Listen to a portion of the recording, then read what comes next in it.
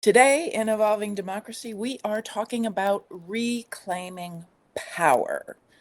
I'm Tony Miller. I'm here with my dear friend Christy. And we're not just talking about political power. Of course, that is on our minds, but we're also talking about personal power.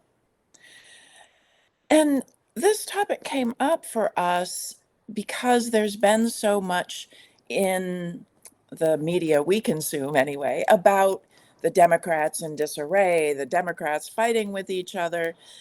And we were both listening, I think it was Monday night. Historian Joanne Freeman was talking about this sense of being in being in disarray. And her point was that, y'all, we got to get together here and fight the good fight. And all this infighting uh, is not helping anything.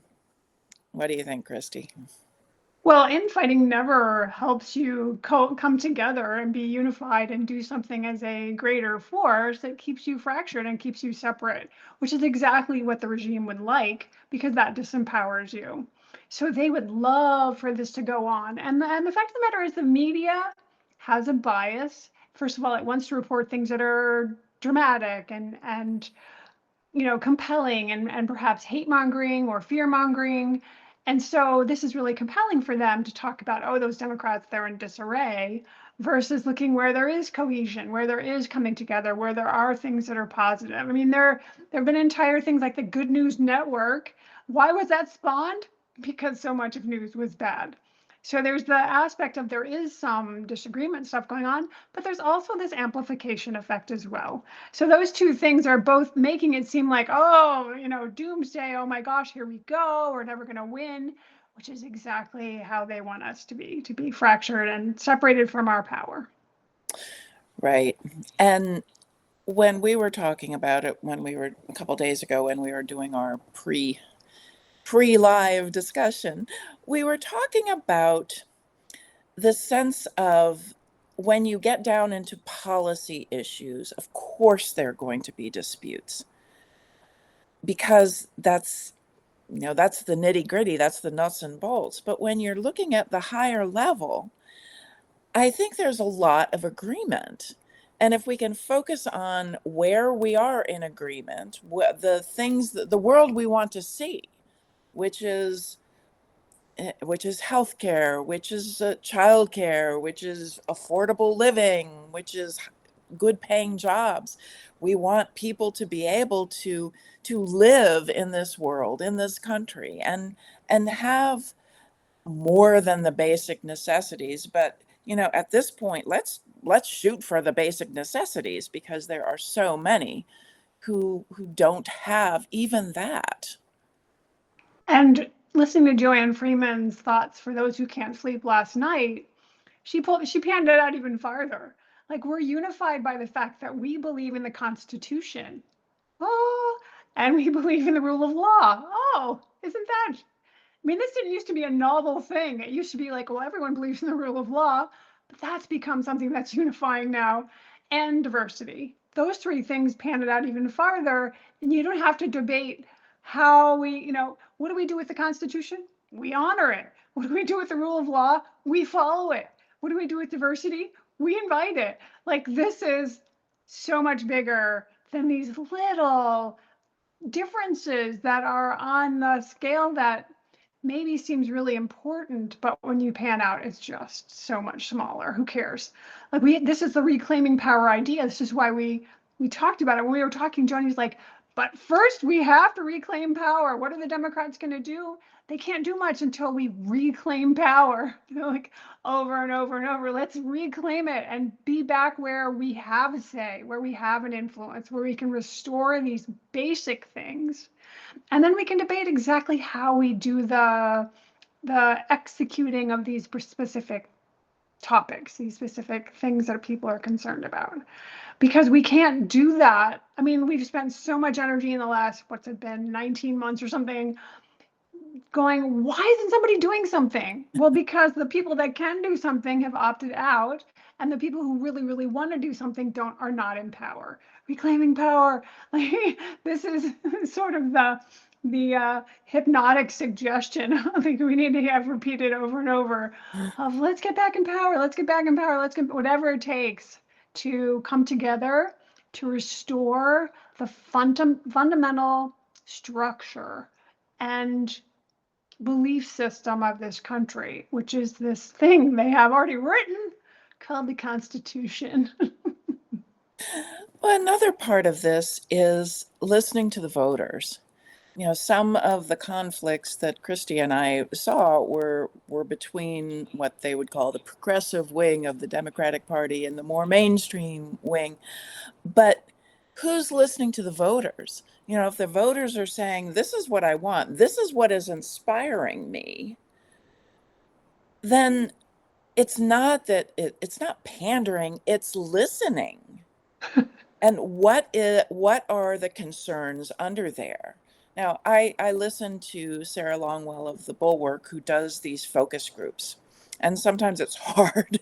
I don't know how she does it. It's hard to listen to what people are saying, because sometimes what gets me going is sometimes you hear the talking points, but when you get underneath the talking points, you can hear voters saying what their real concerns are.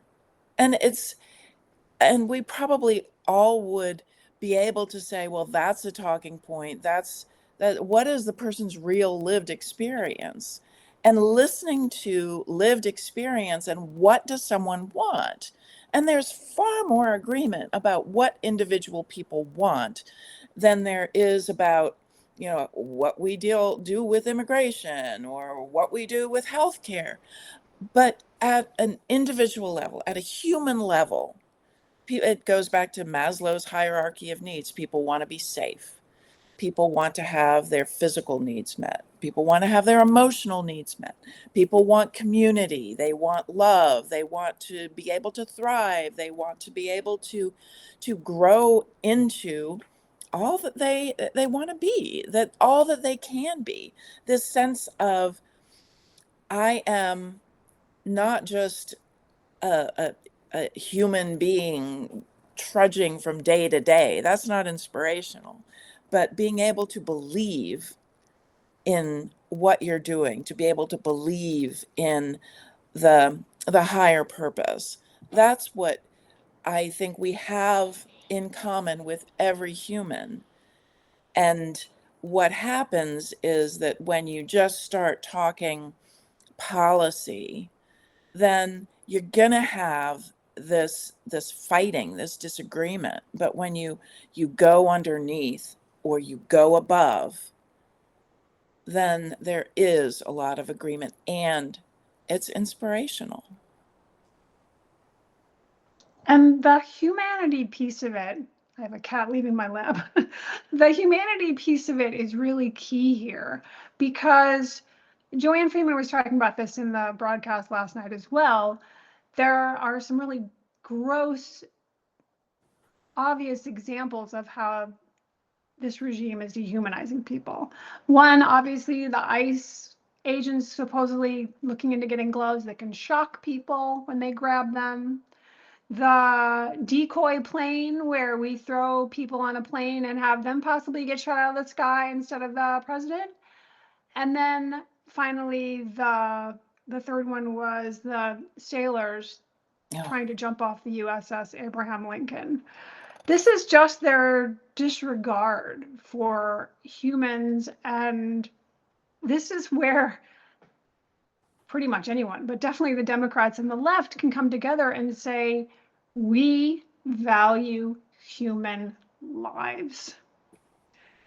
What is more unifying than we are humans here together? Can we come together and be as peaceful as possible? In the comments, lots of comments here.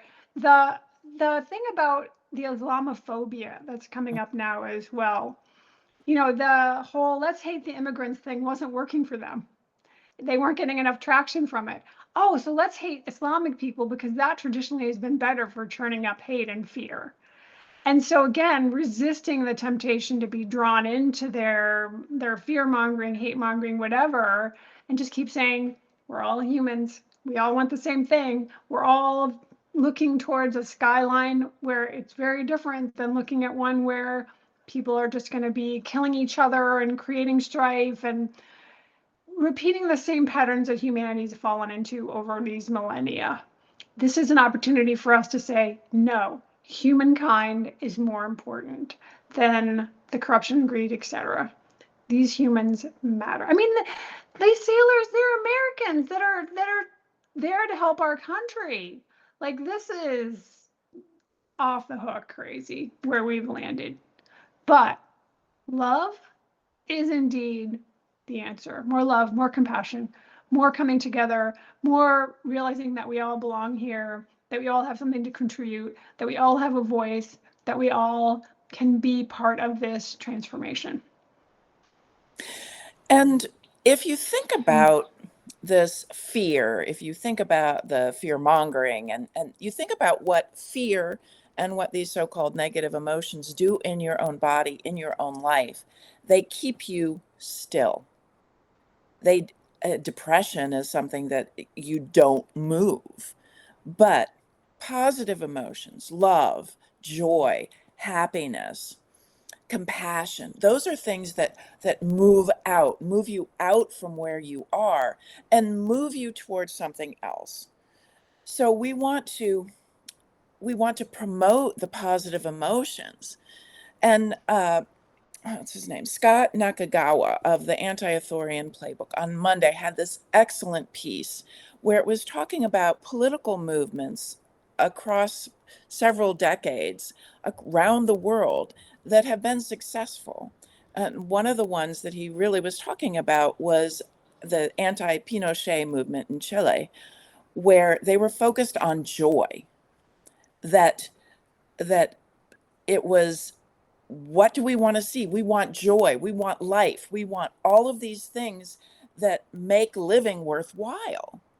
And of course they did it for 3 years and we don't even have 3 months, but we can still harness that kind of energy, that kind of sense of love, of joy, of what do we want. It's not what we don't want, but you always have to know what to push against, but you have to know what you're going for.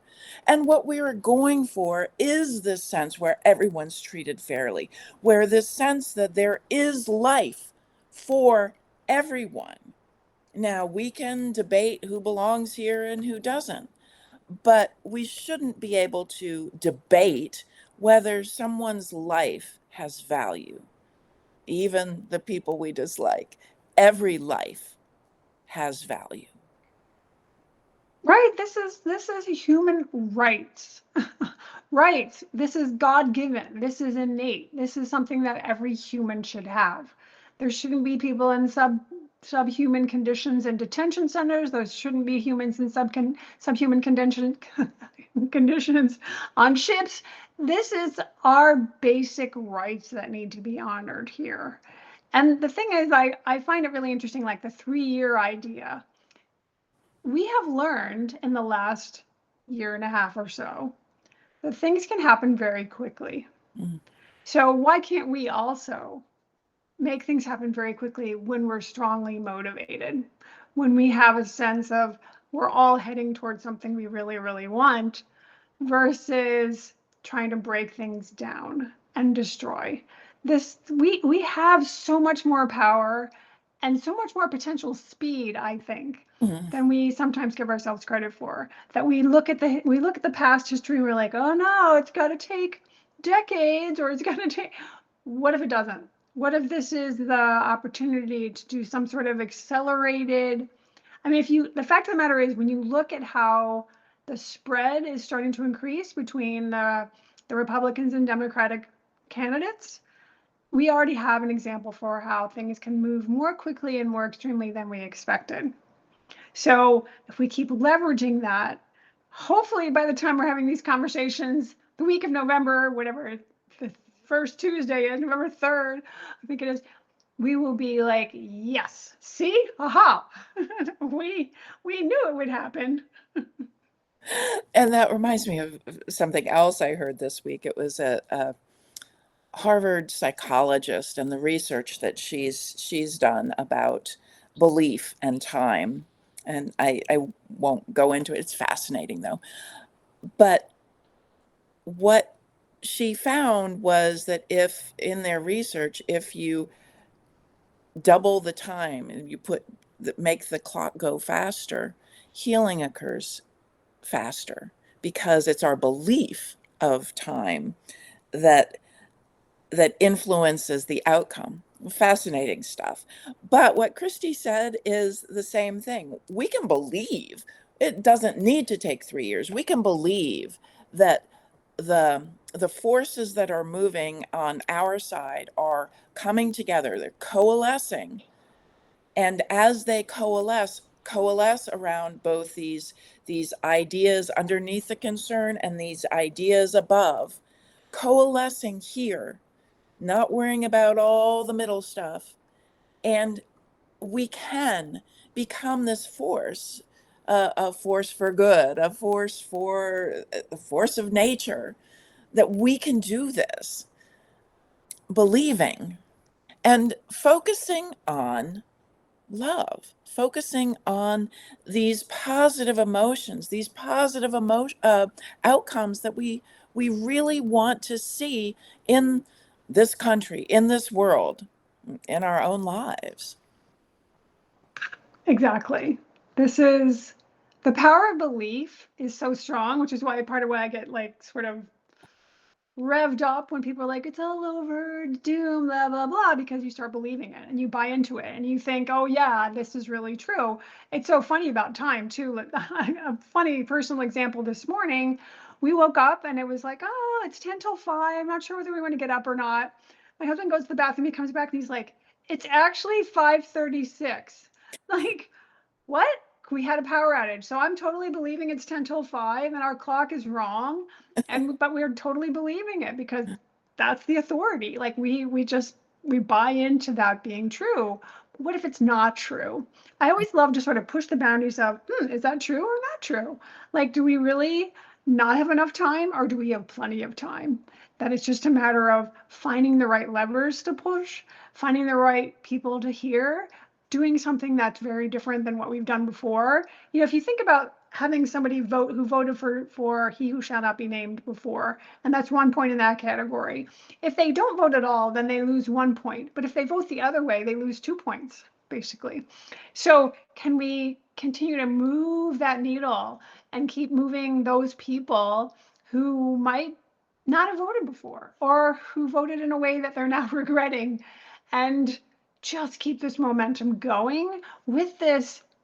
I know both of us are very aspirational and very much positive thinking kind of people.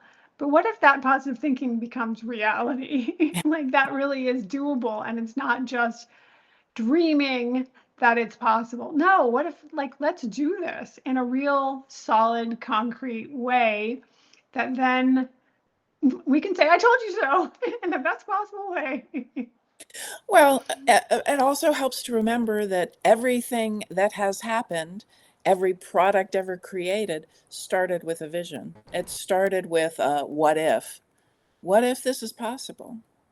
And what if this is possible? It is possible. Of course It it's is. possible. Right. It's probable. It's happening. And it's sort of, we're just sort of in there like, keep the faith, keep going. We've got this. Why do we not, believe? Because there is this mindset or internal set point of negativity being the thing we focus on most. And Mm. so can we continue to say, oh, but look, there's also this great stuff. There's also this encouraging thing that we're seeing. There's also, I mean, a lot of these candidates are amazing and inordinately brave from my perspective, because you're putting yourself out there during a time of extreme chaos, extreme conflict, even some violence, and you're willing to go out and put yourself on the line. That to me is profound, that they're willing to do that. So that level of bravery is what we need in this time. We want those fighters. We want those people who are saying, let's reclaim power. which is our theme, of course, for today. Let's move back into a position where we can make a difference, where we're no longer, oh, let's reach across the aisle, where no one's saying, no one's coming together. Like there's no point reaching across that aisle because nothing's happening. Well, and the younger people who are getting into politics, the younger people who are getting motivated to help, have new ideas. You know, they did not grow up. The Christy and I are the same age. The way we did, where there was this reaching across the aisle, there was the fact that Republicans and Democrats became friends. Uh, there may still be some of that going on behind the scenes, but in front of the cameras, there's just animosity. And the let's do things the way we've always done them is a ridiculous way of looking at it. These times call for every idea possible. And the ideas might not stick, they might not ultimately be good, but every idea that gets bubbled up is something that may be the way forward. Now, if you think about medical research, if you think about all the things across the history of humanity where it just was sounded crazy perhaps to the people who were listening because they had looked at it from the same way for so long. But someone else coming in new is looking at it a different way and going, I didn't that's not how I see it. There may be a different way. We need 10 billion different ways. And when we get into the policy, when we get back into power and are able to debate, uh, just that brainstorming lets us let the best ideas bubble up to the surface, not the way we've always done it. Something new, something better, something that lives up to the ideals that are contained in the Constitution and the Declaration of Independence. We've never been there before in this country, and let's get there.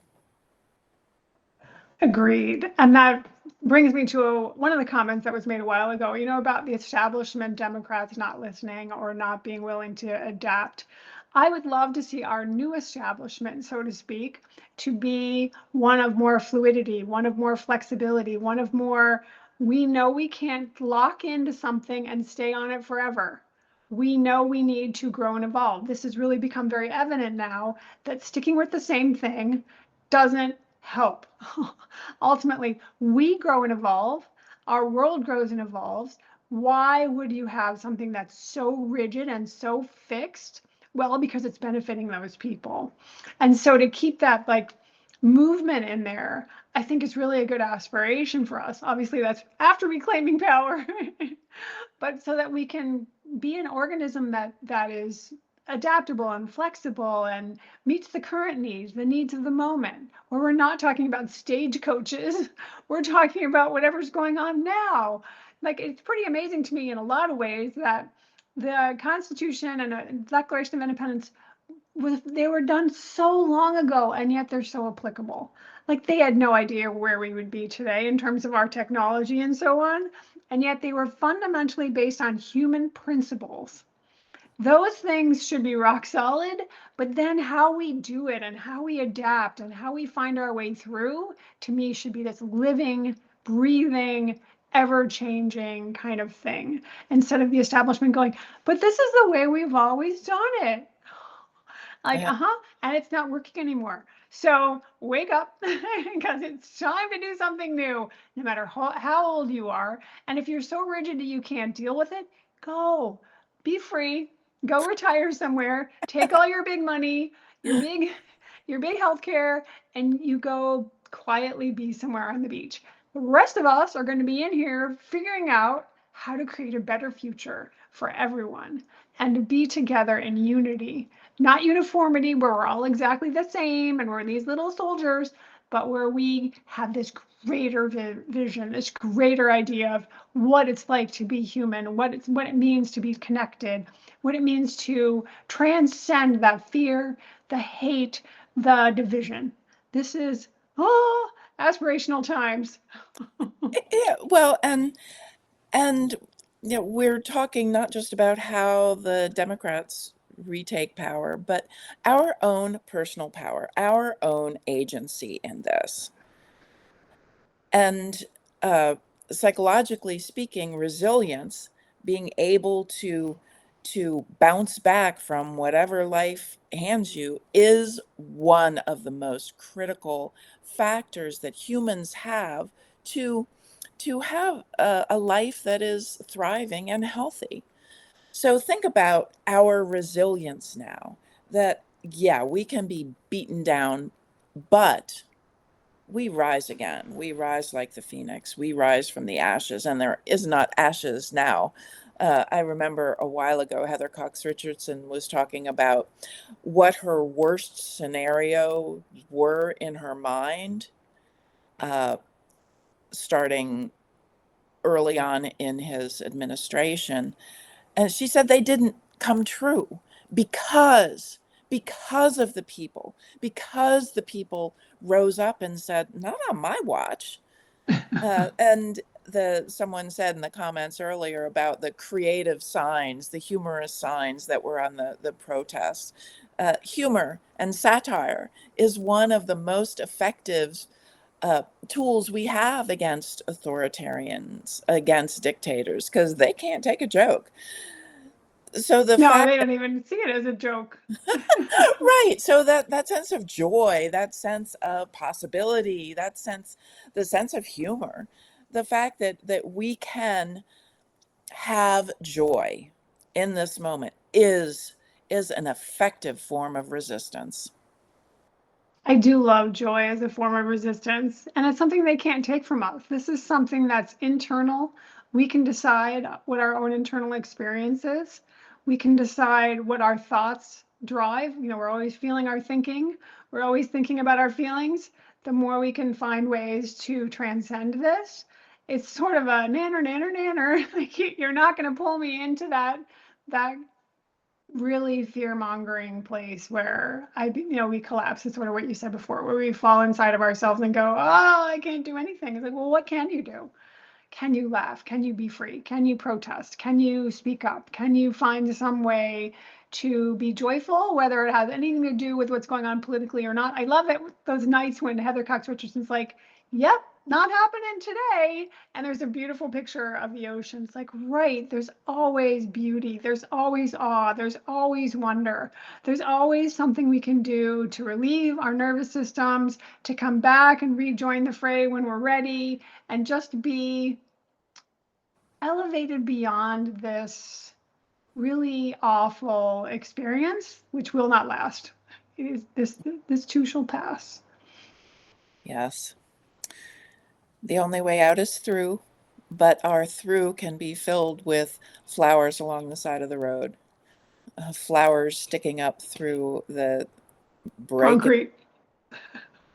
so we can find the beauty, we can find the joy, and keep creating love.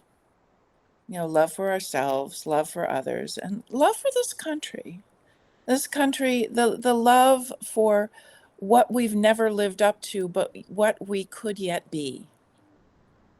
And let us feel that love, because the more we do that, it does calm our nervous system, but it goes beyond us.